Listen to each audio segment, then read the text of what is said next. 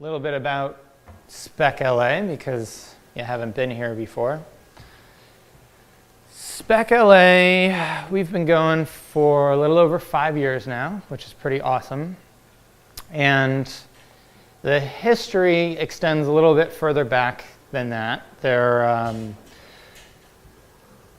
sort of in the lineage is another monthly event that also used to be on the third Thursdays, and this event was pretty cool. It was like at the time there really wasn't much like it. It was modeled after TED or PopTech, and the idea was that you could gather people from like a lot of different backgrounds, science, like entrepreneurs, community leaders, and they could come and they could give 20-minute talks just about things that they're really passionate about, they're working on, and it was just this really stimulating intellectual group, and the open bar didn't hurt, and the conversations you'd have and like the people that you'd meet were just really amazing.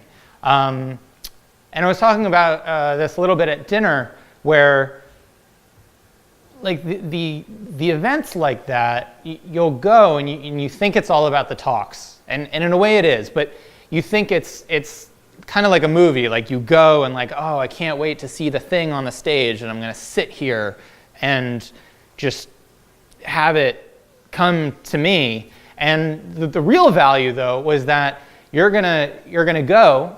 You're going to experience this thing together with other people, and after the talks, like at the bar or whatever, you're going to meet someone, and you're going to have like an instant jumping off point. And it's not going to be, oh, hey, like, where do you live? Like, oh, there's weather there. And that's like really important because you have this shared common ground that you can jump off into philosophy, or your experience with technology, or something that they did like in the community that you're familiar with, and the conversations are just way more fulfilling, and also the potential for relationships and cooperation in the future is just much more likely than if you're scrambling around for just, I don't know, oh, you have a dog, I have a dog.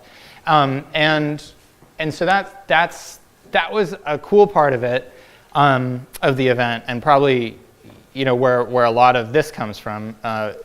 The other part was there were interactive art installations with a pretty technical bent, and that was also like a really important aspect where I was on part of the event, and so I would, along with other people, we would build things that we would install at the event, and people would sort of come up to it, and everything was new, right? It wasn't that someone would come up to your thing and be like, oh, I know what this is. Like they had, depending on what it is, they had no idea how to interact with it. They would see the microphone, and they'd be like, oh, there's a microphone there. Like, why? And it's like, well, obviously you talk into it and the thing paints what you say. It's just, it was one of these things where everything was new, and to like see people's reactions, and like if multiple people came up to it, they could interact with it together. Some of, probably the first one that I remember was Eric Guttman, who we were, sitting in his company 2-Bit Circus.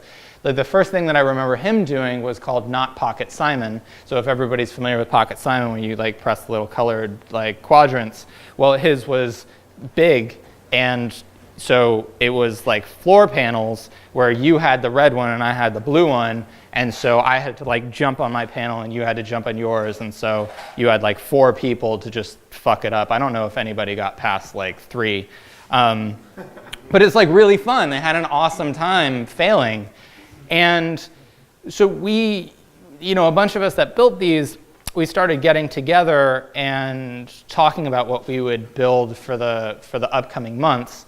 And then that became Mindshare Labs, and we the way that we would like tell people, we were a drinking club with an art problem, and it was just like this cool way of getting together, having drinks, talking about what you're working on, and really bouncing ideas off each other, getting feedback, collaborating, and it was just really awesome. I think it was really valuable for us as creators, like who did things. So fast forward, Mindshare Labs turned into SynLabs, SynLabs turned into 2-Bit Circus, and you know, as those organizations became more business-like and the projects became more deadline-focused and bottom-line driven, also bigger in scale and much cooler in a lot of ways, that more social, like individual creators collaborating, sharing stories, that also needed a place. And so that's where Spec.LA grew out of. And I think that is what makes this event so so valuable, is the idea that we can share what it is like to create. A lot of people, sadly, don't understand what that's like. And as one of the things I said at dinner is Spec.LA in certain ways is a reaction to how minimized the creative spirit and the creative drive can be. And sometimes you'll hear that where someone says like, oh, I have this like great idea, it's gonna like make $1 billion, I just need someone to do it for me. And it's like, that was just like the little afterthought. There was like the little asterisk and down on like the 8.3 point font, just like, oh, in detail, someone else will do this. Or, like, oh, I'll just like hire some blah, blah, blah to artists to like draw the thing for me. And that's not really what this is about, because everything is execution. Like, really it is. Like, I kind of don't even really think that most ideas matter if there's no execution behind it. And, as people in this room, we care about execution, and there's still so much to be learned, and there's so much power in collaboration that's why we're here, is to really, I don't know, share and like work together in what makes us us and them them. So with that out of the way, who would like to go first?